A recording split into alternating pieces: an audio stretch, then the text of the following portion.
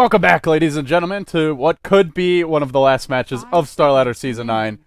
I say what could be, Ben, because we've got a three-way tiebreak on our hands. Alliance, they won the first match versus Rock's Kiss, so if they win this match here, they go to Kiev. Should they lose the match, then we have potential for another three-way tie, and it's Cloud9 who will be in the driver's seat, where if they win the last match, then they go. And Alliance would go at that point. So things are pretty darn scary if you're Rock's Kiss. And I know some people are wondering what happens if there's a 1-1-1 where split where everyone's 1-1. Well, in the interest of not having an infinite tiebreaker, Starladder does have a solution to that. It's not perfect. I know there will probably be some criticism for it, but I think it's reasonable given the circumstances, which is if it comes to a three-way tiebreaker, the team who wins time rating gets seeded into the winner bracket finals of a double elimination bracket, meaning you don't like go to Kiev because you have the better time rating. But you do have the slightly easier road at that point, and you'll start in the winner bracket finals. The other two teams play a best of three, or I don't know if it's a best of three. It might just be a best of one even. But they play a match, and then the winner of that match will play you. If you win that, you're in. If you lose that, you drop down, and you play the loser of that of the first match. So, jeez, that is complicated. That is complicated, but we'll see. Wow. Okay. That's basically so the team. So this could potentially not be the last day of Starladder. Yes, but hopefully it is. I hope it doesn't come down to a situation where a time rating has to get involved at all. I do think their solution's better than just like, oh, you have the better time rating, you go to Kiev, you get screwed. But it's like, how else are you going to decide it? Who has more kills? Who has more net worth at the end of a game? Like, average gold lead? I mean, is gold lead a meaningful stat? How many wildkins you've killed? Like, mud golem kill? I don't know. But, all right, the draft's well underway. We're going to hop into it now. It's Alliance versus Cloud9, guys. We've got Alliance here on the Radiant side, Cloud9 on the Dire, Merlini. So it was a first overall pick, Ember Spirit. Cloud9, they go Luna, the Envy Luna, and they'll follow it up with a Saint Invoker. So kind of their go-to cores, I would say, over the past 4 to 5 days. Yeah, no AA for Aoi. That's pretty good for Alliance, I'd say. I'm not sure if... have you seen Alliance run Ember? I don't know if I have. I don't know if I have either. I watched, like, I think the first half of the Starladder games for Alliance, but I didn't catch up with all of them in the latter half. I'm not completely sure. I can look it up on DatDota if we need to. Or we can just ask our resident stats guy. And if so, who is playing it? Because I think that's a really big point of emphasis for Alliance. Because S4, he's I guess, fairly versatile as mid-heroes go, but it's still like, can you play Ember Spirit or not? Yeah. It's very hard to deduce that from other heroes. Well, one thing's for sure, we shouldn't have too many server issues for S4 anyway. This is Starladder Europe, so I know a few people were chatting about, like, oh, is there any way it's on US East? No, there's no way it's on US East. It's Starladder Europe. Games are played on Europe. End of discussion. So, Cloud9 might have a little ping disadvantage for some of their players, but them's the breaks of being an intercontinental squad. So, as for Alliance, though, ping pretty important on Ember, I would say, and they won't have to worry about that. They go Keeper of the Light, though, which this was not expected. It's old school. Cloud9 love to push early with their Chen, their Luna, around like the 8 to 10 minute mark, and that is where Keeper of the Light's very scary. Yeah, he's a decent solution. He got like really unpopular because of Venomancer and ward-based pushing with Rasta, but now that it's back to kind of summon-based with Invoker and Chen. Also Necrobooks. Necrobooks became way more popular, and they ruined Keeper of the Light, but... I mean, Cloud9 could go for 2 in theory so far. I don't know if we'll see that, but... Keeper of the Light is really good against, like, the 5 to 15-minute pushes, though. Uh-oh. Nyx Assassin. This is a predator for the Keeper of the Light. Just such food. You have to play flawless Dota to not feed. I'm surprised they banned out Venge instead of Nyx. Nyx is... I mean, Bone 7 plays a lot of things, but he does definitely play Nyx Assassin, and Puck was banned out by Cloud9. Well... Actually, Puck ban was after the Venge ban. What do you think Alliance is going to pair the Keeper of the Light pick with? Generally, I remember when this hero used to get picked, it was normally in tandem with PL, or another good split pusher like Naga, but Naga's also banned. Yeah, I would say Naga much more than PL, but it still could be a PL. Do they have Luna, who's okay versus PL? Yeah. One of the better carries versus him. Yeah, she's decent versus it. But then it becomes a problem of, can they hold off until PL gets big? I do not want to watch a team just turtling in their base with freaking Ember, like, constantly sleight-of-fisting the waves, Coddle blasting. And... Yeah. Alliance, have mercy on the viewers. Don't do it. I wouldn't mind seeing a PL though. I mean, as much as he doesn't make for the most exciting playstyle, it has been a while. There's also stuff like Morphlane. I mean, he still works okay with Keeper of the Light. Yeah. Relooking around. Generally, it's more interesting with a PL now because it's like, can teams end the game before PL gets big, as opposed to who's going to be fatter at 60 minutes. Yeah. Well, teams don't try to outfarm that anymore. Although PL did lose a really late game recently, I believe. Alliances turn He's actually, if he doesn't have an illusion army, he's a pretty bad late game carry. He's really bad in one-on-one, but he's really good because he has a gajillion illusions. Dire team pick. And then some change. Well, Tinker's the ban here.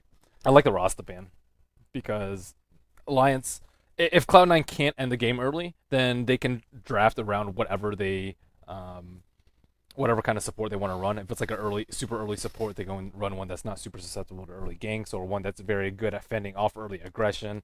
If it's a more, I guess. Yeah, if it's it just depends on what kind of support Cloud9 wants to run. And Alliance will have last pick here, so they can either go super late game, they can go... what else does pair with Keeper of the Light, if anything? I don't know. I'm just looking at our hexagons here, and I think they need to become heptagons, and we need a cancer category. Because Alliances will shoot straight up to 10 if they make that dastardly move towards the PL. I think Naga would have been my go-to, but she is banned. Let's see. Actually, I can look at the hero list because we've got the custom draft screen. If it loads. Let's just go to Dota 2. So Cloud9 will go with the Shadow Demon, often paired with Luna. This is kind of like the LG Int core that was super popular. I forget how long ago, but quite some time ago. The Luna Chen Shadow Demon ending games very, very early, getting tons of kills, taking out all the T1s early. I don't really... I mean, Cloud9 isn't really defined by that style. I'm curious to see if they can actually execute that properly. Yeah, the key for them has always been AUI. Like, the games where they've struggled the most is when AUI actually gets shut down in his woods, but it doesn't happen very often. And Keeper of Light's not going to shut them down. Yeah, Alliance don't have the heroes to do it, unless they go for, like, an Enchantress or something and run Rubik as a farmer, but that would be, I don't know, extremely weird. Not even worth mentioning, really. Don't know why I did, but yeah, Alliance, one more pick to go. Should be a core. What's it going to be? It's Magnus. Oh, it's now like just an ultra swag YOLO mode Ember. Extra cleave. This is gonna be fun, man. This is gonna be fun.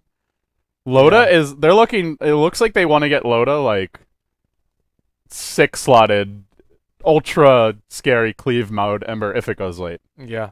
And how are Cloud9 going to push into an Ember that far? He can just slaughter the Luna illusions. Even without the Ember, you have Keeper and Magnus to deal with. That's already painful enough to push into T3. Cloud9 are going to have to be so far ahead to break the base. It's ridiculous. Or like RP and Centaur Stampede and have to be on cooldown. Keeper of the Light has to be dead. Like 5v5 breaking the base. I could see them needing a 20 to 30k gold lead minimum. Yeah, this is going to be not a terribly easy game for Cloud9, but mid lane matchup should be pretty easy. Invoker versus Magnus. Invoker should have the upper hand on that. And then it really does depend on how much Pylai and Aoi can do early. They're really the pace setters for this game. Can they shut down Loda very early? Because he's not going to hit level 6 for a while if he's in a tri-lane. And can they prevent Magnus from getting his blink? Can they take on the T1s before his blink comes online, before Coddle starts rotating? And if so and when, can they ever break the T3? Well, Cloud9 certainly do have the strong first few towers pushing lineup. They should be taking tier 1s fairly early in the safe lane. Maybe AUI sets up some good kills. As for Alliance, my concern for them is they can't really do anything until they hit like level 6 to 7. All Ember maybe if he gets the right room, but Coddle's not doing anything before then. Rubik's like unlikely to do anything before then. Centaur can't do a thing with no boots, no ultimate. S4 will at least need his arcane boots, ideally his blink. Well, I mean, maybe you skip Arcane Boots on Mag now. His nuke's super spammable, but I have not seen much Mag play. I wonder if getting the Arcanes first is still... And they've got the Coddle. Maybe it's not mandatory. It depends. He's still very mana-dependent. Just to hit his combo, you need, like, almost full mana. Yeah. Well, and, I mean, I'd like to argue that C9 can't really do anything until, like, 6 or 7 either. Yeah, maybe they can push a T1, but... Their roaming's a lot better, though. Yeah, their roaming is a lot better. That's true. They can't push, I think, until level 6 or 7. Yeah, I would agree. They can definitely kill at level 1. And that's where we should see Ake with an early TP as well. Well, we'll introduce the teams in just 1 second. Let's just make sure there's not a first blood attempt on our hands. Ake, he's almost baiting Eternal Envy in here. But there is a lot of backup. Cloud9 are traveling in full numbers. 5 heroes, in fact. And I think they saw him place a sentry, though. So they should be able to 30 deward that seconds. instantly. well, if first, they had first they sentries. want to secure their jungle. Do they have gold? No, they have gold for sentries on Ake. Yeah. So he'll buy a pair. He'll send them out now, and they're actually going to deward. It looks like they know about that one. They should have seen the sentry as well. So they may deward 2 of these 3. Yeah, even before the neutral creep spawn, too. And the thing with Keeper of the Light, he doesn't care about this pull that much. He can just stack this camp. He could even look to stack this camp. This one probably not one you go for too often. And They're still pretty The greedy, battle though, with begins. 2, like, semi-junglers. you know what the other thing they could do is they could do the Rubik lift shenanigans while Keeper's just stacking farming the woods. I don't think that works anymore. Did they fix it? Yeah, something changed about it. I forget exactly what changed, but I tried it one time and it just straight up did not work. And it Maybe you worked just don't know how earlier. to do it. I've seen it. I've done it, and then it changed. Like, Okay. I don't exactly how it changed though, but I remember it's Gotcha. not viable anymore. Well, Aki will manage to deward both Observer Wars, so that's really good for Cloud9. Unfortunately, they couldn't stick around in the jungle, which What a player.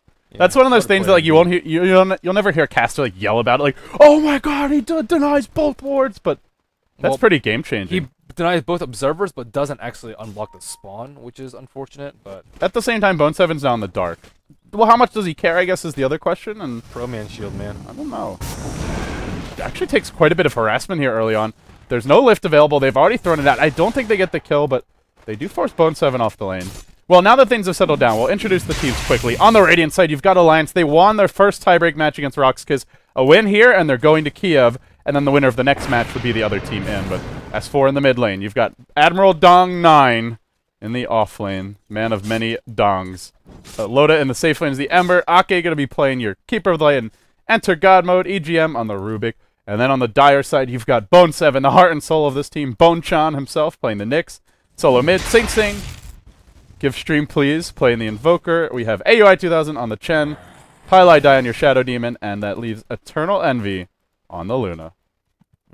So early game going pretty decently for Alliance. Looks like both safe lane farmers are exactly the same in terms of CS, 8-3 and 8-3. But C9 does have access to their pull, and Chen is jungling, so experience should definitely be in favor in C9. Bone 7 has to be pretty scared down here because Carapace only does so much. Oh, they might go for him here. They actually get the Searing Chains, but Rubik was not in position for the lift. Yeah, if There was still Carapace. If he times it right, then he should be okay, but it's tough with the level 1 Carapace. Does not last all that long. yeah, they kind of have to like channel the blast before telekinesis and try and hit him during the blast. But Yeah. it's still pretty tough. Or to just pull off. force him to Carapace because he's too low, but that'll come later on. Only level 2 in the Ember, but once he gets to level 3 to 5 or so and has boots, that's where it becomes... The Ember alone can almost drive the Nyx out of the lane. Well, there is the Invis Rubik. Can they kill Sing Sing? And remember, they got dewarded, so they have no vision of this. Quas Exort. Uh-oh. Sing. No points in Wex yet. Magnus, no mana. Or help. Bottle's coming, though. I think they can do this. They've got another hero parked mid. Especially with the Aki. Yeah. Ake can channel a blast from the trees, and oh well, if Sing Sing runs the direction he's headed, this is going to be the first blood. Out comes the skewer right into a shockwave. And Alliance getting the better of Eternal Envy's squad thus far.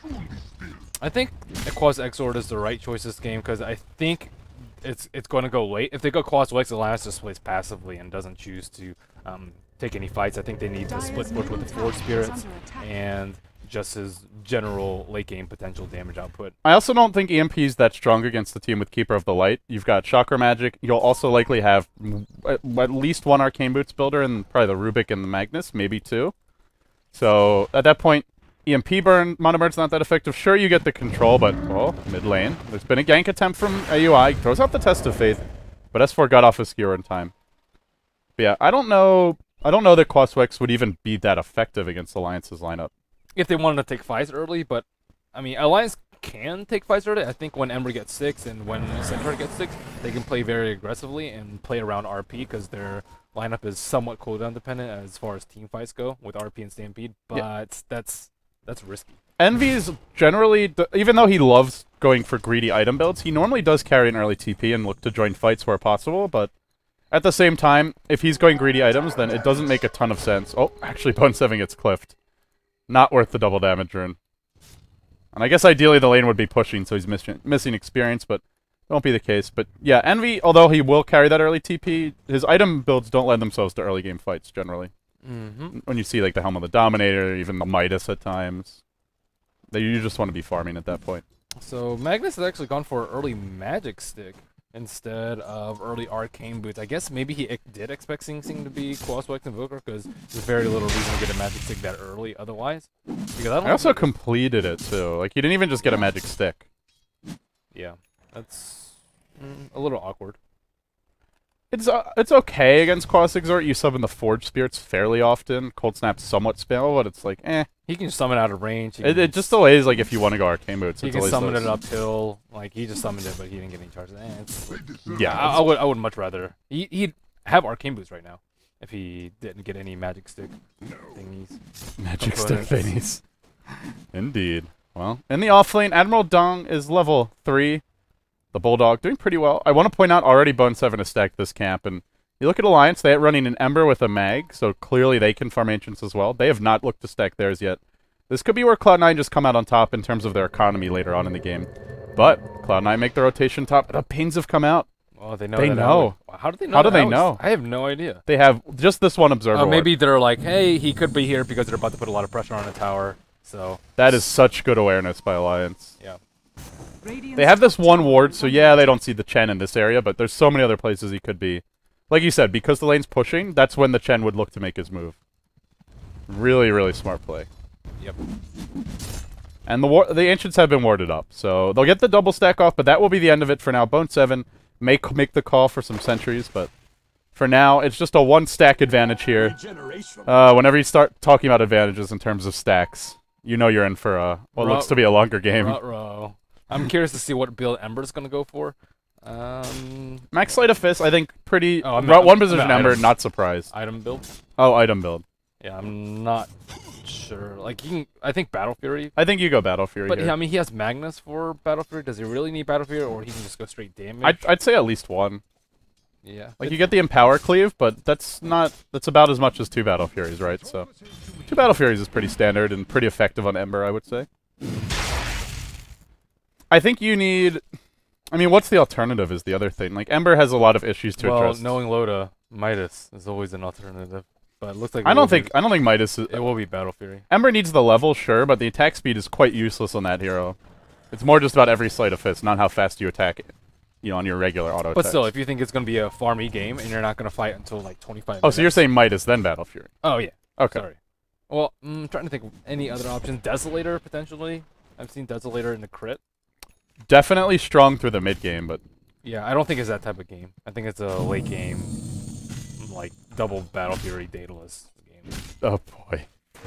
Well, fortunately, I've had my coffee. I got a little sleep last night, so we got this, buddy. But, yeah, S4 already has his Arcane Boots up. He's farming quite well in the middle lane. A little bit behind Sing Sing, but, well, he's getting the key thing is he's getting the levels, and he's not dying, and he got the first blood as well. So, S4 in good shape. He'll work towards his Blake Dagger now, and Alliance will just be looking to... This is like their classic TI3 Dota. Just look to stack as many camps as possible, get low to 6 slotted as soon as they can, and one thing they haven't done is start stacking the Ancients. I'm a little surprised, but I would expect we'll see it when the Ember's closer to his Battle Fury. At the same time, C9, I think, is really good at playing greedy, too. And these teams are just the masters of greed in the West. Yeah. Who is the true master, though, if you had to give one at the moment? Who do you think's doing a better job? Like, I don't even care what their actual goal is now. Just like, who do you think's setting themselves up to be farther ahead and the 20-minute mark? Because they have the better, like, you have to push, or better, like, you can't push into us lineup. So they can just go as greedy as possible without really having to worry. Because if Alliance goes, like, aggressive, like, let's say Ember goes, like, Drums and Desolator, then C9 might be in a little bit of a pickle if they play too greedy. But if Alliance plays too greedy, they're highly unlikely to get punished for it. Yeah, their high ground is just incredibly obnoxious to break. And in terms of greed, well, AUI, not even greedy, just very efficient in the woods. Already he's level 7. He was like at like 8.5 minutes, so extremely fast level 7. Has the double Dark Troll Summoners and the Centaur, so a pretty good army for him. Arcane Boots online. This is ideally the stage in the game where you'd like to start pushing with the Luna. Speaking of that, Luna, Envy, not spending his gold yet on anything major, and he will send early to mid-game items out, so it looks like Cloud9 have decided they do not want to let Alliance turn this into a pure farm war. Yes, indeed, but Alliance has pretty good Observer reward set up, and This T1 tower on top is still very, very healthy. 1100 out of 1300 HP, and they still have Glyph up. So has the ancient stacking begun? Yes, but no further stacks possible. They already have that Observer warded too. So Yeah, hasn't been dewarded yet by Cloud9, which Bone7 tried to stack it after it got warded, so he definitely knows, but they just have not made an effort to deward it yet. He's only level 4 as well, whereas you look at Bulldog and getting close to his level 6. So they're getting the edge in the off lane, and Cloud9 investing a lot in their Chen. AUI, I mentioned he's really highly leveled. Now he hits 8. He's got the full skeletal army here to bring to bear. I wonder what Cloud9's planning, though, because having the Chen have this much farm early is great if you do something with it, but otherwise you just have a Nyx who's running around who does nothing, really. Looks like Magnus will secure the 10-minute rune. They will know that he has an invisibility and haste. A little bit scary if anyone were possibly to rotate mid, but probably not going to happen. Look at this Quelling Blade from Ake. Cool. You're not intrigued by this Keeper of the Light Quelling Blade? I saw a game. I was watching one of the live game tab. It was like 45 minutes in, and a TB had a Quelling Blade, and I think an Ember Spirit had a Quelling Blade, and there was no Furion in the game. And I had no idea why they had it. This guy had 2 Butterflies, a Scotty, Boots of Travel, and a Quelling Blade. I was like, what is going on? I only watched like 5 minutes of the game. It does increase your ability to just clear waves and push. And Quelling Blade does work on illusions just with the reduced damage in mind. They fixed that PL bug, but still, like, it's Keeper of the Light. What's the... Is there some sort of weird... oh, okay, now we see. He's using it to get inside the trees, just to be ready for pushes, and in an awkward position for Cloud9 to engage on. Mystery solved, I guess. I mean, there's a lot of places to hide without the Quelling Blade. X-Freedom stuff. Yeah, this is X-Freedom stuff, exactly right. S4 does have an Invisor, now moving through the woods. He'll hunt for a kill here, but he ain't killing AUI. He ain't killing Envy, and he's probably just wasting his time here. We'll throw out an obnoxious little shockwave, just to let them know that he's there and he's annoying. And now you see Sing Sing going Buckler, so early mech rush. Cloud9 are very focused on just like forcing the issue around, I guess, the 15-minute mark or so, if not sooner. I don't know if that's going to be possible, though. I think they got to kill S4 before he gets his blink. The Lusamine comes out. It's a well-timed initiation. Sunstrike. He skewers right into it. He's still alive. Oh, my goodness. Oh, he barely lives. What a Sunstrike. Sing Sing. That was some amazing anticipation there. And S4 just went straight back, which is what you do when you are in absolute full-on panic mode. But that would have been 10 times cooler if he had died. Yeah. But it was still pretty cool. That's still big, though. At least they know he's low HP enough that they can't contest the Roche. And I think S4 also quite happy to give up a Roche here. But Aki, he knows that a push is coming. They probably know that they're Roshing right now. I mean, there's not really... Maybe he can steal a Roche with an Illuminate. That'd be hard. But he's already in good position to defend a push, though, which is really good for him. And it looks like they'll see it coming. Are they going to be able to get a kill on anyone on bottom, though? Does not look like it. I'm looking at the levels now for Alliance. You've got a level 6 Rubik, level 6 Keeper of the Light, Magnus who's level 9. He almost has Blink Dagger. Yeah, and Ember almost has Battle Fury. I think Alliance, what they'll look to do here is maybe they forfeit just the tier 1 bottom, get their core items up, and then they mount their defense either at the tier 2 bottom or at the tier 1 mid. Die. One more Unloosened Beam from Envy should be enough to seal the trick, and it is. He doesn't have Blink yet. He didn't see Eternal Envy there. He saw a couple heroes grouped out on bottom. He thought that they were all going to push there, and instead they are... That's what you would expect, because they were just Roshing. They have the Aegis now, but Envy with the good rotation. And now they might take a tower anyway with Disruption. They might take 2. This is really smart for them to split push, because if they just went down one lane, it'd be a huge disaster. Loda might actually... Who are you kidding? This Ember. Might actually take damage. That's what might actually happen. EGM. Oh, we'll steal a Lucent Beam here. Throw it back the other way, but Envy already is taking down the tower. So the tier 1 falls top, and they get the Magnus kill. That's really the big thing, though. Like, the towers, they're probably getting the outer ones anyway. It's the Magnus kill that hurts Alliance here. No Blink Dagger. He'll have an 100 gold, though. No beats. He will, but they've taken a tower, and they've done quite a bit of damage during that time.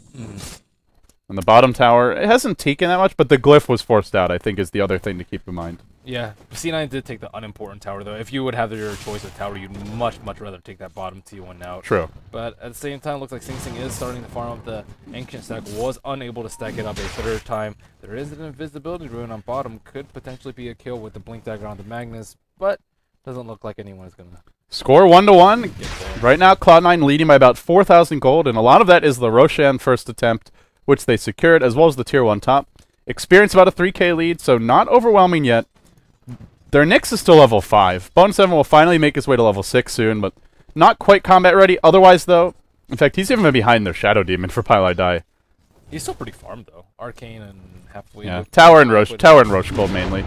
Oh, Bone7, he went to impale the wave right as S4 blinked in. He drops the RP anyway, then skewers him back in. He's got a Shockwave at the ready. The Illuminate, it's enough damage in the end. Looked like the Illuminate missed, but didn't matter. Well, they did blow 2 ultimates, though. They blew Stampede and they blew RP, so if C9 wants to force a 5-man push when Nyx revives, I think it'd be a very smart idea, especially with the Aegis. Ember has Battle Fury now, and Ake's been scouted out. He doesn't have a TP scroll available. He wants to defend this tower, and the Quelling Blade ain't going to save him when he gets purged, and then eats a Soul Catcher. They'll get some vision here with the poison and continue auto-attacking. Down Ake goes, and now, meanwhile, in mid. This is probably the bigger kill if they can make it happen. AUI, 4-staff back. He's already got a 4-staff, but still goes down to the skewer. Look for the stomps here. S4, 1 off the mark. And Magnus with that high base move speed able to get out. But EGM not so lucky. Throws out a Lucent Beam. Sing Sing secures the kill. 2 for 1. Favoring Cloud9 here. And the Tier 1's going to fall bottom. And maybe they push through on mid, too. Where's Loda during these engagements? He's just off top farming. Yeah, I think he was picking up his Battle Fury at the side shop, but I think he already had the Perseverance. Well, maybe he didn't have the Void Stone. He didn't have the Void Stone. Okay. No Envy, though. Has Eclipse available. There's also the Flame Guard, and they'll pop the Aegis. Now they just need to get the hell out. S4 waiting for his blink to cool down. He'll blink south. But the towers are just dropping like flies. 2 Tier 1s down. Bottom tower under heavy assault. It took a ton of damage. That is the Aegis, but I'd say it's not the best use. It's still decent what they're getting overall on the map, though.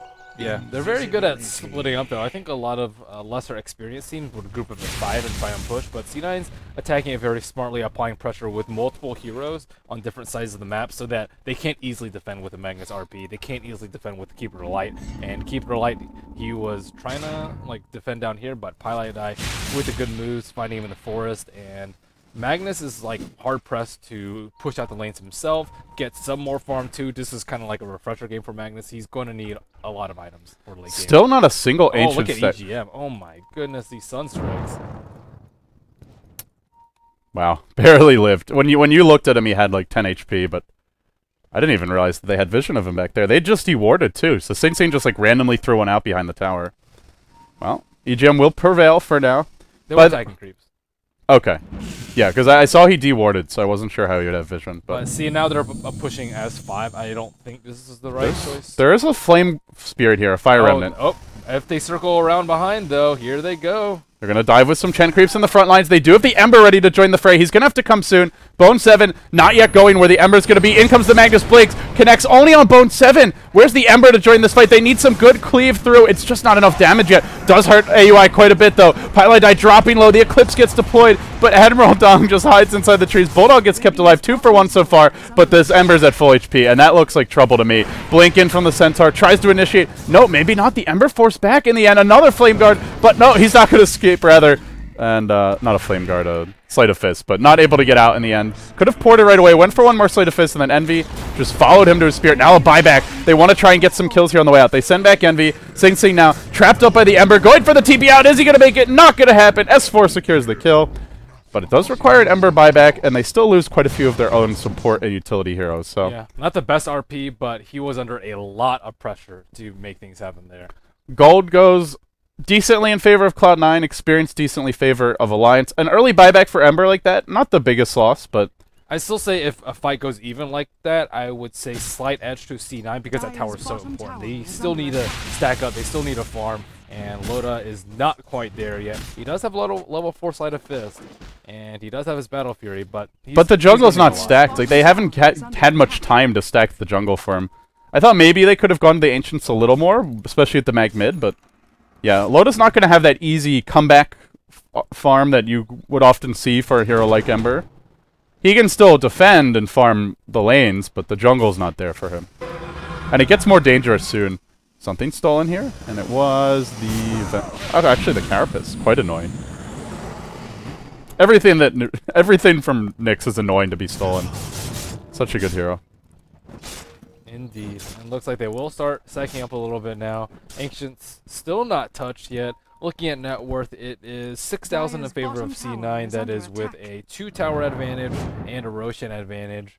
And net worth on Luna is just getting out of hand. 3,500 gold on him after the drums, the HOD, and the power treads. But they haven't actually started thinking Ancients too much either. I think it was recently taken out. I don't think Sing Sing's on his way there.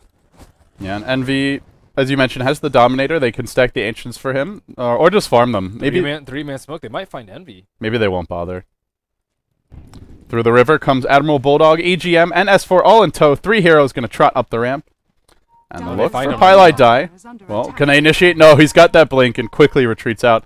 Smoke dispelled, and Alliance just wasting their time at this point. If they go into Envy here, who has a level 2 Eclipse, it could be very devastating. 2 here, RP does connect. S4, Son of Magnus, he delivers. Now the double edge, the stomp follow-up. Envy's going to go down, and they even saw this coming too. Sunstrike's there. Now, Poison stolen. S4 on the chase with the Haster, and can't believe that they actually got caught there. Did they not have TPs or send back? I think it was questionable by C9. They saw the smoke pop, so you have to assume that there's more heroes than just Centaur. And Magnus was able to just approach him with the smoke. So. Yeah, what would Centaur be off solo ganking against the Chen? They should have seen that coming.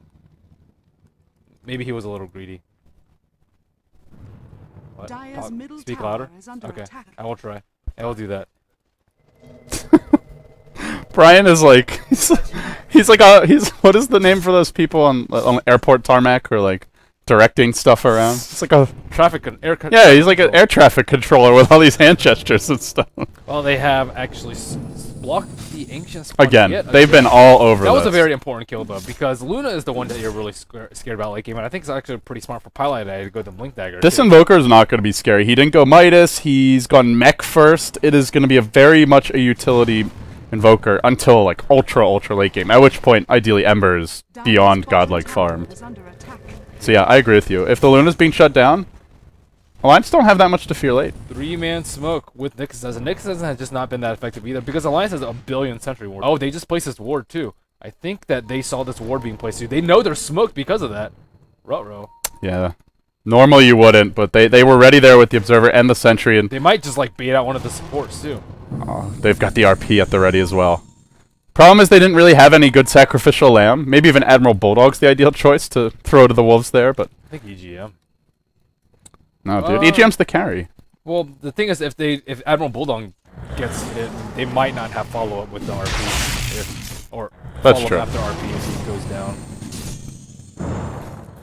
Yeah, I was just thinking maybe he's tanky enough to actually live through it. That's true. I don't think they knew how many people were there though. I guess with Eclipse, it's pretty darn risky for him. Centaur does have a cloak working on that pipe, just 350 gold away from that last piece. And Nyxus has Blink Dagger too, so 22 minutes in, it's still very even. Alliance is up by 3 kills, they're down by a fair amount of gold, but Alliance has, I wouldn't say by far better late game, but with Invokers, not greedy build, I would say it's decently better.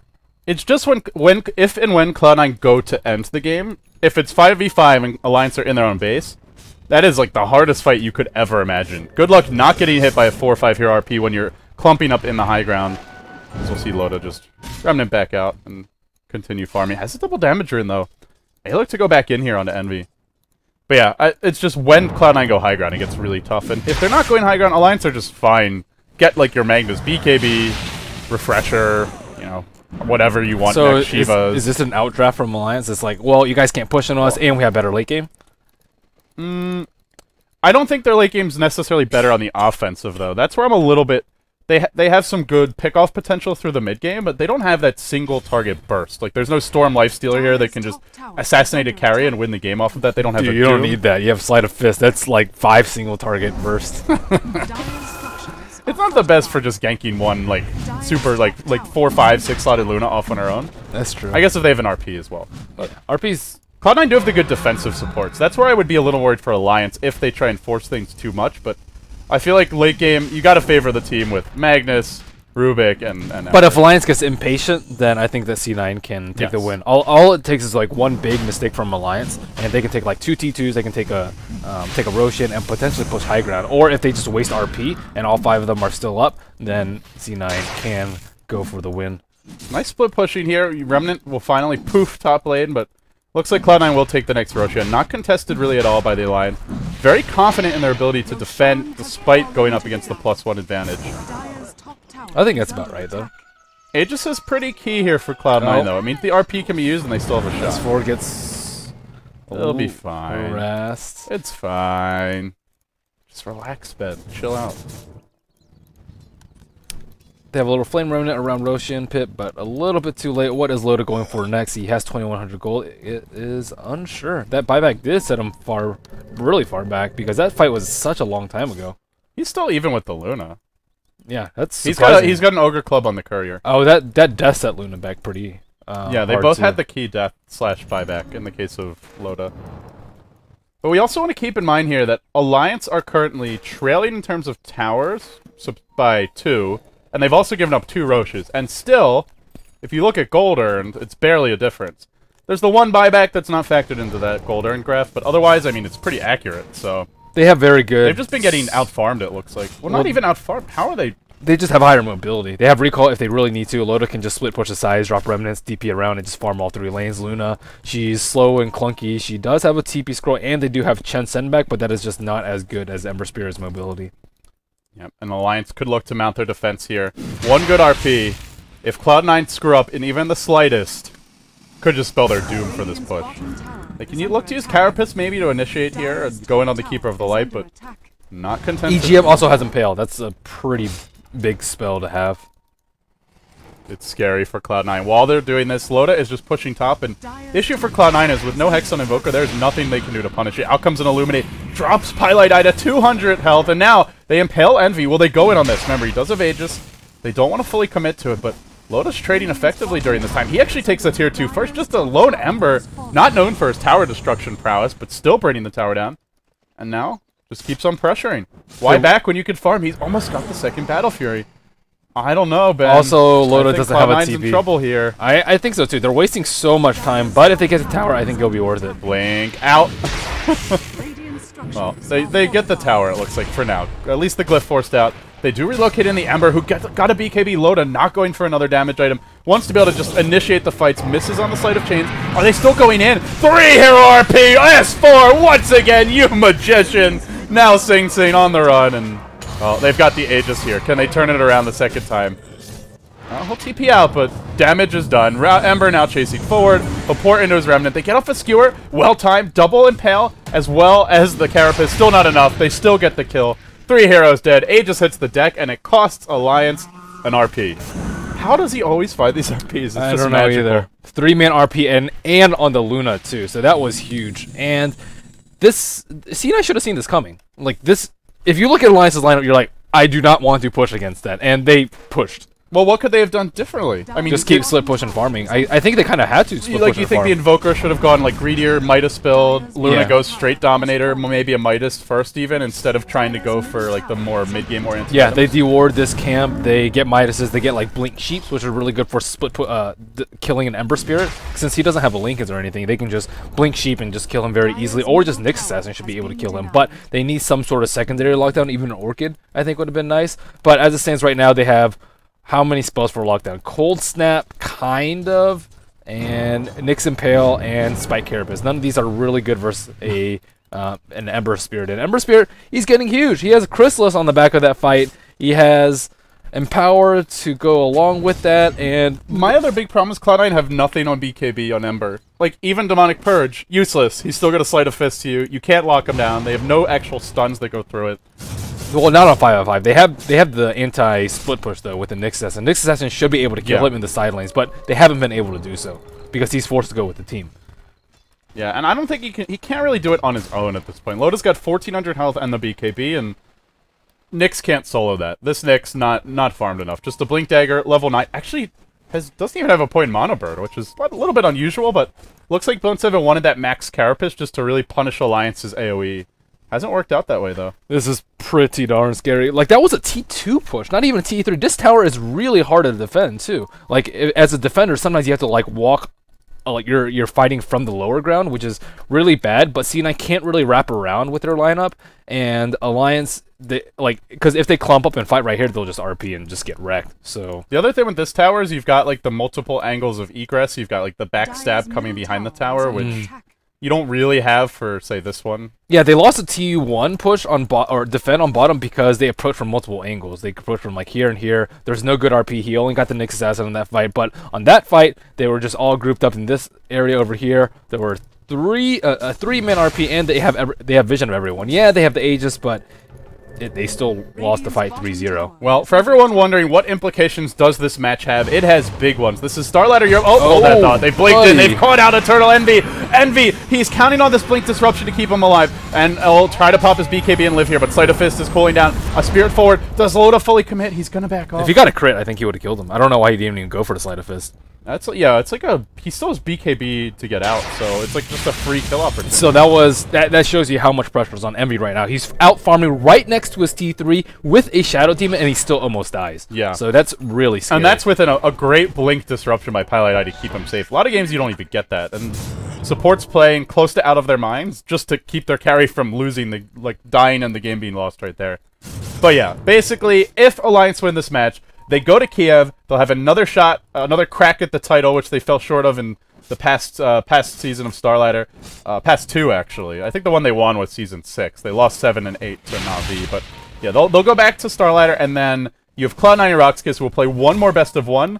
Trip to Kiev on the line. Trip to the biggest Dota 2 tournament in the West to date in terms of prize pool outside of the international. So yeah, a lot of money at stake, and also just a great opportunity to train against the likes of DK, IG, the best of China, EG, get a taste of the North Americans on LAN. It's a big tournament to attend for money, prestige, as well as just practice. I like that it's a global event this year instead of just EU. Pretty cool. Even the Koreans have a slot. I am a little sad there's no Southeast Asia representation, but hopefully for next season. Valant promised. He said it on Twitter. That means it's a God's word. He can't back off now. Shadow Demon's really squishy. He has 800 HP and he has a gem. Not the best gem carrier, but at the same time, they do need to regain some sort of control. The gold is slightly in favor of Alliance, but their late game is still much better. So if they're winning at this point in the game, you have to be really worrisome about C9's chances. He's the best gem carrier. Just disrupt yourself. You've got, like, what, 5-8 seconds to walk around dewarding, man? Easy. Easy. And your disruptions are cooldown for the team fight. So. I don't know how well that'll work out in practice. But Alliance are feeling confident, beginning to press their advantage and mount their siege bottom. Meanwhile, Loda, he's picked up a TP scroll. And it looks like Cloud9 will try and go for those trades you mentioned, the split pushing, but the problem is the items to back it up. The farm to back it up isn't quite there. As 4 blinks forward, you're looking for the initiation, won't connect, but they'll take a tier 2. They probably can defend top if they want, or they can just look to go high ground. And that's what they'll do now. Unfortunately, they don't see the Rune of Many Winds, the double damage rune bottom, but a tier 2 is down already, and the push begins in earnest. Loda in the front lines, Admiral down 9, up here as well. Maybe spitting in the face of Cloud9 a bit with that name. A quick crit through from Sing Sing. Or onto Sing Sing. Luna doesn't have buyback. She just bought long. Manta. This is a pretty big deal. And they're running now. There's a cold snap, though. They have managed to catch out one, but the stolen disruption by EGM keeps Bulldog alive for the time being. He's still got his pipe here as well. Should be absolutely A-okay. In comes the Illuminate spam, and Cloud9, a team that just relies on having a bunch of stuff to throw at you. Necro Books, Luna Illusions, and Chen Creeps. Just can't keep them alive against this empowered Ember. I think they're wasting their time, though. They don't have a good push lineup, and I think it was smart to catch C9 off guard and be like, hey, you guys better defend your T3. Look how much damage they did. They forced out the glyph, and they got it down to 400 HP, but they can't continue. They're out of steam. Now Loda can go straight Daedalus at this point, up to 3.1k gold. He doesn't really need more Battle Furies. Maybe we see one more, but honestly, I think he could even just start stacking Daedalus at this point. He's already almost got the first one. Has the Demon Edge, about 400, 500 gold away from the recipe. And once he gets to that stage, Shadow Demon, you mentioned, 800 HP, can be one-shotted. Even the Chen, 800 HP, can be one-shotted. Nyx can be one-shotted. Luna can't be, and Invoker can't be, but if you kill 1-2 supports with a single crit, fight's over, folks. Yeah, and Shadow Demon's defensive disorders might actually work against them, because then the main hero gets cleaved. I have mixed feelings about this Alliance draft. Like, they're making it work. That's not the issue. It's like they're using older heroes like Magnus and Keeper of the Light, which is 6.7 6.8-ish, and CK Wisp, which was also 6.78, which is when they were really strong. But it's nice that they're flexible enough to have some very good games with these sort of lineups, but how far can they go with these kinds of drafts? I guess is my question. And they can't beat them at the 6.80 drafts. I mean, I guess if you can beat them with any draft, it doesn't really matter. So, mixed feelings. This isn't really... I don't know. I guess this is a fairly common draft for Cloud9. Envy on Luna, AUI on Chen. Yeah, it's... Running Shadow Demon Nyx is their support, or is there like ganker slash... It's a little bit more of a defensive pick. We often see Pylai die on slightly more playmaking supports. I think that's the one thing that's a little unusual, but... yeah, I think it's fairly standard Cloud9. I just feel like the Nyx has not been able to do that much this game either. Bone7 normally is the engine for this team. He's 0-3-1. He got completely shut down in the offlane, and... Well, to be fair, Alliance has been really good about sentry warding, like, everything. That's where Nyx is just not as reliable as a hero like Batrider. This is true. And I feel like that is kind of the heart and soul of Cloud9. We talk about their great efficient jungle play of Aoi, Envy's farming, Sing Sing making some plays from the mid lane, but it's really Bone7 who normally controls the action. 5-man smoke. They'll walk right into Alliance here, potentially double... No, the double damage rune is gone. Oh, Ember Spirit might be dead here. He's got a BKB. How quick is he? There's a Blink Impale. They've caught him out in time. Sunstrike's there, and Loda will fall. Envy gets a little revenge. That's before the third Roshan, too. So Alliance, they can put pressure on the T3. I think if they swing bottom, they might actually force Alliance to stop Roshaning. But at the same time, I think they can just resume later, because Ember's down for 70. Ake's up to shenanigans in the woods. He does have a Blink Dagger. Do you think there's any chance? Well, he's going to reveal his vision. He's going to reveal himself too soon. AUI's actually scouting for him. Illuminate comes through. Does give them some vision. Then he's going to blink out. Then he's going to push them up onto the high ground. Oh my goodness. Ake's actually slowing down this Roche by a large margin. Oh, I think they're still going to get it in the end. Another Illuminate comes through. This is just incredibly obnoxious. Well, they give up the Roche, but Ake just showed off his skills there on the... Problem is Alliance is doing a lot of damage to the T3. Look at this top T3. It's at half HP, and I think they'd use Glyph. No, they didn't use Glyph. Okay. They have the recall for the split push, too. So if C9 does decide to eventually go for a 5-man push again... actually, yeah, they haven't broken the mid or the bottom T2, but if and when they decide to go for a T3 push, Alliance can trade much faster, just like we just saw. We saw them trying to push a T2 and contest this T2, and look what ended up happening. C9 blows Glyph, takes 1,000 damage on their T3, and don't get any kills to show. By the way, I do want to point out, Loda would have had buyback, I believe, if he didn't buy this Crystallis. Yeah, I think it's okay, though. Like, we saw how effective they were with the push, which is not really effective even with an Aegis, so it's not that important just because Ember Spirit's not really cooldown dependent. At this point, his Sleight of Fist is just clearing creep waves on its own. That's without the Empower. So with the Empower, he hits for, what, 360-ish, and then with, like, 100% cleave almost. Yeah, my concern's not the item choice, it's just if they lose another fight and he doesn't have buyback, that could actually be Rax for Cloud9. This is true. Because there's not many buffer buildings left. There is a Glyph available, but I think one key thing for Alliance is get your buybacks online right now. Ember doesn't have it, the Mag does, and the Coddle does. But you'd like to have one ideally on Centaur as well, and I mean, Rubik's would just be kind of nice for EGM, not really essential. So mainly it's just Loda who needs to farm it. Magnus. He's not going to get it before this push. Well, maybe he will. They're not committed. Well, if he was way far away from his team, usually they'd be able to counter with an RP or even a Blink Stampede. Should they just follow Loda around, or do you think they should be a little more risky and go for farm all over the map? I think they can be risky and farm overlap. When all 5 heroes of C9 are missing, then yeah, you should be a little bit scared. But if it's like 1 or 2 of them farming, you can just go for gank, just go for RP, and Ember Spirit kills, or RP, Hoof Stomp, Double Edge. Well, the way this game is going, I think to the surprise of nobody, we are going to see a very fat Ember Spirit. Level 19 at 38 minutes, but the key thing is, has Empower at his side, already has the cleave from the Battle Fury, and you throw the Crystallis, the Daedalus on top of it. We'll go at least double Daedalus here, and to be honest, this is where, you know, I don't know if you know, maybe someone in chat does. What is the most efficient possible damage build from here? Oh, I thought you meant his damage output is going to be ridiculous, but no, I'm not sure either. I mean, like, there's arguments to be made for... I know there's some damage calculator website, but I think that just applies for normal auto attacks. Well, it's heavily dependent on opponent's positioning. Obviously, if they all 5 clump, like... Yeah, then Battle Furies are amazing. But. Yeah. But... I don't know. It's really questionable. It always depends on what stage of the game, too, because... We need a DPS calculator that we can just, like, throw up on the screen. That'd be really good. And Maelstrom, too. And like if you exceed a certain level of deeps, it just starts going crazy. You get a little Witch Doctor. Well, it always remix depends on like dubstep. opponents' units too. Number of units. They have more units because they have Invoker with Force Spirit and Necro. They have Chen too, and then they have Shadow Demon Disrupt. So it's just like you never know. Yeah, and then you have things like HP versus armor levels, where minus armor could be more or less effective, but Yeah. yeah, I don't know. And positioning will always change. But as it stands right now, I don't think this game's gonna end anytime soon, unless they get like 2 pickoffs on Loda and he like buys back and is like a rage buyback and doesn't get anything accomplished. Like maybe at that point, but look at Luna's items. Her farm has slowed down a lot. I mean, the other thing is maybe they don't just worry about pure damage output from Loda. Maybe he does want to get something like an Abyssal Blade late game just to help them focus down the Luna. Sure, they've got RP, but if Envy gets to that Butterfly Satanic point, they may not be able to kill him. Double RP is like... That's true.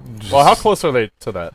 Actually, they're fairly close. He's got 3k gold. I actually think that Ember Spear is like one of the better heroes to deal with that, because he can disengage, whereas a BKB Luna cannot disengage. Like you can run away, but you won't be doing any damage. Yeah, and you can have come your back BKB once it's over. Yeah, and Ember Spirit will just like bounce in and out of the fight. If you pop BKB, great. We'll just back off and we'll destroy you later. In terms of Cloud9, what else they could be looking for? I think the key thing for Cloud9 is they've got this Hex on Sing Sing. I'd like to see a refresher next. I feel like having a double Hex and just having, you know, the ability to drop your big AoE combo twice in a fight, that can be game-changing. Things like Aghanim Scepter, or, I mean, even damage items are just going to be very underwhelming in my book.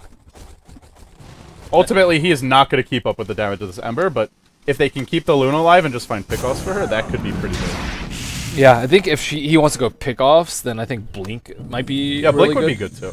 I think Refresh would be really good for 5-on-5s, though. It's also hard to farm is the issue, and he's only got 700 gold without a Midas. Not particularly wealthy for this stage of the game. Yeah. A big match here. If Alliance win this, they go to Kiev. Everything's on the line for them. For Cloud9, even with a loss here, they're not out of it yet, but they will have to play Roxkiss next. Actually, either way they have to, even if they win this, because then there's a chance of a 3-way tie. So if you don't want to see a 3-way tie, then you should root for Alliance. Else, just root for good games, I suppose. Alliance is in a really good position to win this. Yeah. You can tell Cloud9 know that they're not very strong in the 5v5 clashes right now, and that's why they just keep on avoiding the fights. It's rare to see C9 get out-greeted, though. That is one thing that I will definitely give to Alliance. Like, kind of taking C9 out of their element at their own game. This is Alliance. They invented greed, even before Eternal Envy. I mean, I guess he was back with them in the No Time 100 days, but... Blink, RP. No, they're just going to go for the skewer here. Into a Centaur Stomp. Beautifully timed by Buldong. Sing Sing. Caught out. Brought down. Does he have the buyback? And they still have no RP, buyback. too. No buyback. This could be game. Aegis also reclaimed right now. What a disastrous timing. And they're going to pause. Strategy time, boys. Sorry he lagged out. He's dead. Why does it matter if he lags out? I guess they're thinking, like, in theory, he could have buyback. They don't want Alliance to know he doesn't have buyback. Admiral Dong says puppy. Eternal Envy does do a lot of tactical pauses when he plays. I mean, if the guy lagged out, the guy lagged out. Like, it's fine to pause, but yeah. Yeah. I guess they can... Well, if he lags out and they don't unpause it just makes it look like he can't buy back anyway. So I guess you want to keep the illusion that he does have a buyback. I do find it a little odd he's not yet disconnected, though. Yeah. We can check ping in client. Go for it. Nah. I don't want to make him look bad, man. You're making Eternal Envy look bad. You could check ping. Okay, I'll check ping. And then if we like what we see, I'll show it. He has the lowest ping of any player. Well, anyways, what does C9 do now? So they have all the time to decide in the world as to what exactly are they going to do for this high ground push. I kind of think they're just screwed unless Alliance see, Lotus says question mark. He's like, WTF is this? He hasn't disconnected. They say it's lag. Like if I'm Alliance, I'm like, what the heck is this? Yeah, we just got to kill. You don't get to, you know. This is a really important game too. This is like speed chess, and all of a sudden, Cloud9's like timeout. Go remake. Okay, here they go. I think that C9, unless they play this like super perfectly, like maybe they disrupt Luna and bait an RP out on a disruption. Like also, bear in mind, Loda like has buyback Remnant into the fight, so he's got 2 lives for this. Well, then they have recall. They don't even need Remnants. That's true. And he'll just slash through. He almost kills off Bone 7 with a single slice. Oh, the glyph's already been forced out. They'll wait for round 2 here, but they don't want to. Maybe they don't. They'll Remnant back in onto Envy. Are they going to commit to it? No, not yet. But he just does so much damage. Ember normally not good at breaking the base, but when he hits this hard, Maybe he is going to break you the base. There's a Blinko lift onto Pylite. Now the Forge Spirit's picked up, and Envy driven way off. He doesn't have the Aegis. He's almost gone down. He can't even defend his own base. The base is burning. Alliance, they're very, very close here. They can smell. They can taste that $200,000 prize pool at Kiev, and they want a piece of it. Your TI3 champions might be going to one of the biggest events of 2014. They take down one lane of Rax. They get out safely. And that single death on Sing Sing. What a disastrous time. Like, literally, it couldn't have been worse. He was lagging, though. The second the Aegis was about to end, he had the cheese, too, so they couldn't even give that to Envy. He didn't have buyback. Everything going wrong here for a Cloud9 team that was already in just drastic danger. And we'll see, it looks like another Daedalus. Alliance was really good about knowing what they can get away with. They were really good about knowing that they could get away with not using RP there. Because that was so well synchronized, too. They chained that into the Centaur Stomp, which was huge.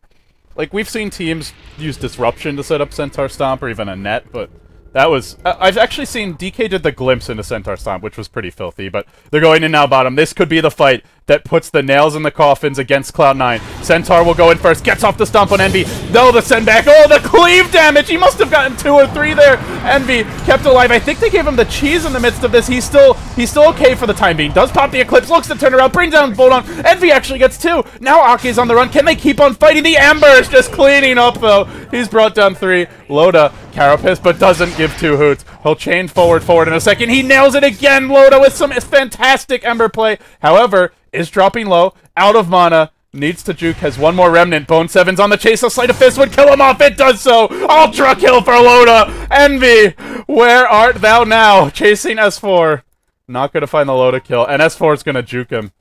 Gem hit the deck here in the midst of it, I don't even know where it is, but... This is a good time for teamfight recap. Cue teamfight recap. And it broke. And it broke.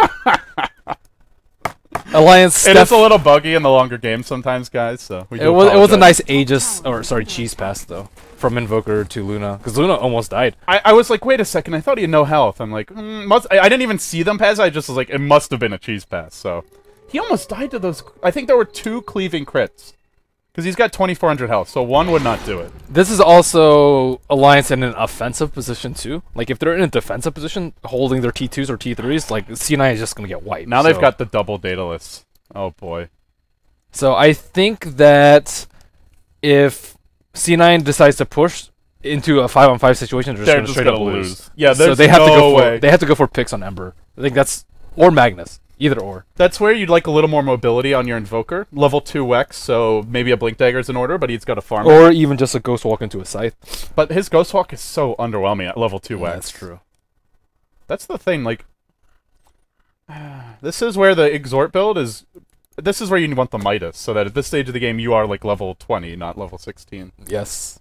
And potentially with Scepter, potentially with Refresher, potentially with... Because the Invoker play, like, gold. We've seen so many Invoker players when they have that Ghost Walk, even Sing Sing, you know, a good example of this, he'll just run around and Ghost Walk and just start killing people all over the map. You can solo kill supports, he could easily kill the Keeper of the Light off, the Rubik off, but it just hasn't been a real impact hero this game. Yeah. I think a lot of it has to do with the build. Like, the mech rush versus Alliance's lineup. The build was definitely a team decision. Like, they clearly wanted to take towers early. They had Drums and Aquila on the Luna, didn't go early Dominator or Midas on her, Invoker rushed the mech. They clearly wanted to push. So well, they can push without the mech on Invoker, though. They can just get mech on Chen, and then let Invoker go greedy. I mean, you look at the items on AUI, Force Staff, Hood, Vlad's. It's nice. These are items to, like, go in the game at 25, 30 minutes. Yeah. I mean, not to say they don't... These are still okay late items on the Chen, but when it means that your Invoker's the one going mech, it does hurt your late game quite a bit. Yeah, I think that C9, like, some games they need to give Eternal Envy less farm, as stupid as they may sound. Because they have to focus so many things on them right now, and all Alliance has to do is kill them. They have, like, no damage output. C9 has no damage. Loda now has double Daedalus and buyback. And 5,000 gold. What is the percentage chance of crits with double Daedalus? 44, says K-Pop Toast. So you have 25%, and then if you don't get one on the first one, then you have another 25% of that 75%. So 43.75%. So thank you, K-Pop Toast. So he is almost at 50% crit rate. And remember, these are cleaving crits with Empower Cleave. as well as just the Battle Fury. Dire's middle tower Yeah. is He's got to under be attack. cleaving like what is his total cleave percentage? 35? Oh, 85. 85. So not quite cleaving for more directly than. Bulldog way off on his own here, but we'll be okay for now. Envy's gonna commit to a kill. They'll force out the ultimate, but look at the damage from Loda. They even use their Hex onto him. Well, with no Hex, they've got to be careful. By the way, that late game double damage rune. Game winning. Ember Spirit's almost 6-slotted, actually. Well, I guess he can buy BOTC. He did buy something though. What did he buy? Another Daedalus? Yeah. Oh, another Battle Fury. Ruh-roh. But this is gonna be his buyback. This was one of those weird, like, best suited for a forum discussion where people just sit down with calculators and try and figure out what is the best Ember build. I mean, maybe if Cloud9 had just paused a little longer, Loda could have math crafted it out. But he'll just go with intuition here. MKB's not too bad to deal with. Yeah, Luna. actually, well, you could still hit her with the cleave strikes, but She's usually not close to anybody though. maybe her illusion. Yeah, her illusions will have the evasion too. So yeah, Maybe if maybe they, it's a last item. maybe if they get a RP though. If they get an RP on her though, like that's a scary thing. If C9 gets 3-man RP with one of Luna or Invoker, I think they just straight up lose the game. From How many there. buybacks? Oh, they're gonna look to contest the roast. We'll discuss that later. AUI now sending the Alpha Wolf around, but already the roast drops very low. And Envy's just pushing out the middle lane. Wow, he's got some backup here, but He does 12-12 crits without Sleight of Fist. without the bonus 150. Aegis will go the way of the Centaur. And the Cheese going the way of the Magnus, I believe. Uh-oh. There's a bit of a chase here from Mode 7, looking for... Wow, look at this. That's 4 four. staff, though. I mean, they're so good about using 4 staffs. People are kind of in danger, and then boom, 4 staff to safety. Same thing with Admiral Bulldog in mid. So now that the Aegis is finally going Alliance's way, I think this is... They also have the Refresher for S4, so he doesn't need to hit 3 hero RPs, Ben. He hits 1, he hits 2, refresh, do it again.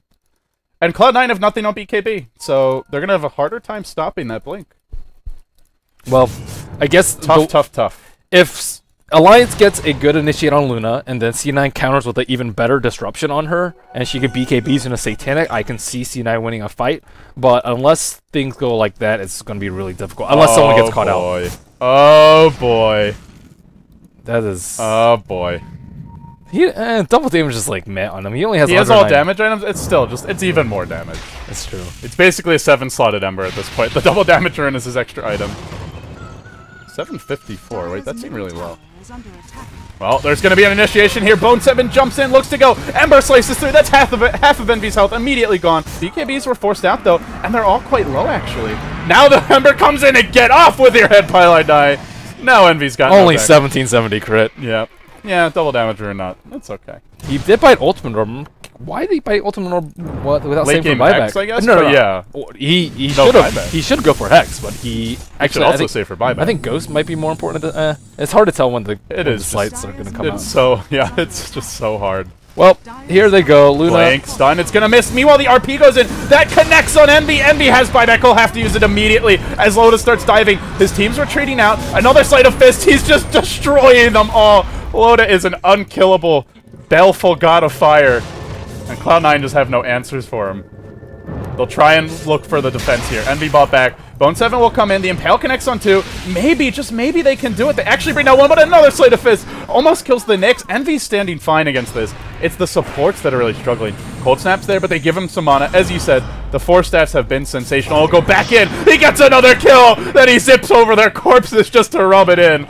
Loda, he's showing off at this point. Well, Ember late game with this much farm. Luna is buyback is quite a hero. Luna without buyback is they're very close to losing this game. One more death on Envy and They're back. done for. The recaps are back. Oh, Aki! Oh, he had vision. Under attack. He shadow poisoned up the hill, and Envy wasn't able to connect with an Eclipse. Or sorry, a Lucent Beam. Yeah, you only get it for like that split second while it's traveling over there, but could have had it ready. End of the day, it's a Keeper of the Light. Not the biggest kill, even if they get it. Well, now T3 half HP on top, no T3 in middle. C9's. And The good news Dire is Ember's Straits. out of item slots. Yeah. I mean, you could try and mix a match and trade some things out. Technically, he doesn't need boots. Are we gonna see Loda pull a? Who was that again? It was Is he gonna pull CTY and just start like randomly buying and selling items to see? Try and get Oh, some even- Envy! Oh, he's been spotted out by the Ember. Wow. The bolus Missed the bolas. somehow didn't connect. I think he can just sell the You can phase just at this BKB point, though. TP out, but maybe Mag would have been there with an No, Mag's still dead. Oh. Yeah, with Mag dead, there's no way to cancel his TP. Envy, though, will get lifted, tossed directly forward, actually, almost like they want to go in on him, but without the mag, they'll want to wait for S4 to arrive, which he will now do. He's respawned. He's got Refresher. If he wanted to buy it. You need to save for buyback. Yeah. If Ember and Magnus somehow both die and one of them doesn't have buyback, C9 could potentially take a Rex. They can't take that chance. Or they don't want to take that chance, rather. Not worth the risk. It all hangs in the balance here. Cloud9, well, if they lose this match, then they play Rock's Kiss for the final spot at the LAN finals. Already we know 6 of the teams going there, but still these There will be an last two MKB. to be Wait, he determined. sold... What? He sold a Battle Fury. Why did he just bought one? Blinks. Nope, Stomp gets canceled. Baits out the BKB. The Nyx goes in. Now they've RP'd Envy during his BKB. This is crucial time. He's on the sidelines. However, it only caught Envy. Is that going to matter? Now they try and isolate Saint Seiya. They will bring him down. Envy just uses Eclipse and EGM steals it. Blinks back in. Enter God mode, ladies and gentlemen. Still alive. Envy stands strong for now. He does manage to pop the Aegis. Loda's joining the fight still. He has been stunned for a moment here, but Bulldog comes back in with no BKB. There's just no hope. 5 heroes dead. And GG. Alliance are going to Starladder. Season 9, the LAN finals await. They have Rock's Kiss to thank, though, for losing to Empire. Yeah. Alliance, I think they're definitely worthy of... They definitely should be top 4 But team. yeah, I'm like almost you, didn't where make I'm it. not super convinced about how they'll do at the LAN finals. Yeah. But they're a team that we put them in a big spot, they're likely to deliver. This was pretty cool. Pretty cool game. This is a... kind of... It reminds me of pretty much the same thing before, except just some heroes interchanged. AM kind of replaced by Ember. And Centaur is just your typical offlane hero. So that's... At least we didn't see a PL.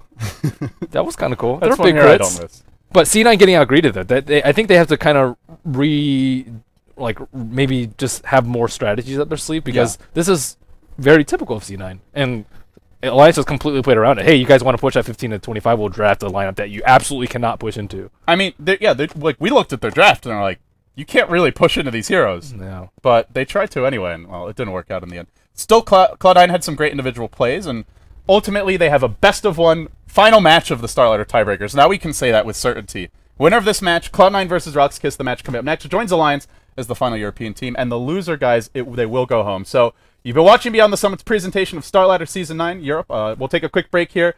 I'm LD. He's Merlania. Of course, joining us is K-Pop-Tosis, our trusty stats man. But we'll be back with your final match after a short commercial break, guys, so stay tuned. Either Rock's Kiss or Cloud9 will be the final team to Kiev. Who's it going to be? We'll find out soon.